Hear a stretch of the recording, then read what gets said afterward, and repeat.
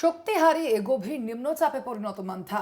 নিম্নচাপের পরোক্ষ প্রভাবে দক্ষিণবঙ্গে ঝড় বৃষ্টির পূর্বাভাস। জেলায় জেলায় দিনভর বৃষ্টি, বিক্ষিপ্ত বৃষ্টির সম্ভাবনা রয়েছে। আমরা বিস্তারিত জানবো। আমাদের সঙ্গে এই মুহূর্তে ফোন লাইনে রয়েছেন প্রতিনিধি কোয়েল মণ্ডল। কোয়েল, এই মুহূর্তে দক্ষিণ 24 পরগনার সামগ্রিক আবহাওয়ার কি পরিস্থিতি? একদমই স্বর্ণালী, দেখো ঘূর্ণিঝড় মান্থা সেটি একেবারেই শক্তি হারিয়েছে। শক্তি হারিয়ে এই মুহূর্তে গভীর নিম্নচাপে পরিণত হয়েছে। বর্তমানে উত্তর পশ্চিম ঝাড়খণ্ড সংলগ্ন এলাকায় অবস্থান করছে এই গভীর নিম্নচাপ।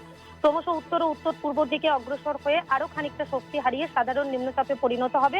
তবে এই মুহূর্তে সাধারণ নিম্নচাপে পরিণত হওয়ার আগে এই যে গভীর নিম্নচাপ, তার পরোক্ষ প্রভাব পড়তে শুরু করেছে দক্ষিণবঙ্গের একাধিক জেলায়।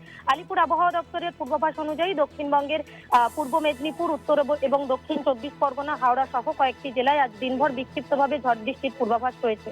অন্যদিকে সকাল থেকে দক্ষিণ 24 পরগনা জেলা, সেখানে কিন্তু বিক্ষিপ্তভাবে বৃষ্টি শুরু হয়েছে। দফায় দফায় কখনো মাঝারি বৃষ্টি, কখনো ভারী বৃষ্টি জারি রয়েছে। জেলার আকাশ একেবারেই মেঘলা করে রয়েছে, সেই সঙ্গে ঝোড়ো হাওয়ার দাপটও রয়েছে। তবে দক্ষিণ 24 পরগনা জেলার সুন্দরবনের উপকূলবর্তী যে অংশ রয়েছে, সেখানে বৃষ্টি এবং হাওয়ার ব্যাপকতা বেশি রয়েছে।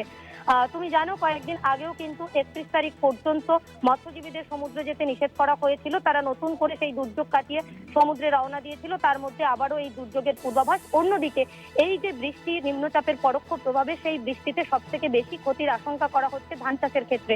কারণ এই মুহূর্তে মাঠে প্রচুর পরিমাণে আমন ধানের চাষ করা হয়েছে, যেগুলো একেবারে পাকার মুহূর্তে।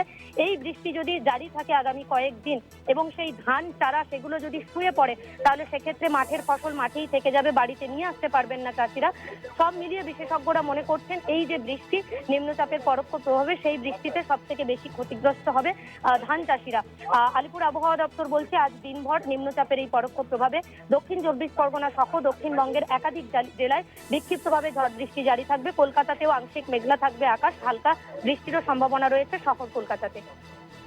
ধন্যবাদ তোমায়। আমরা কথা বলছিলাম, ফোন লাইনে ছিলেন প্রতিনিধি কোয়েল মণ্ডল।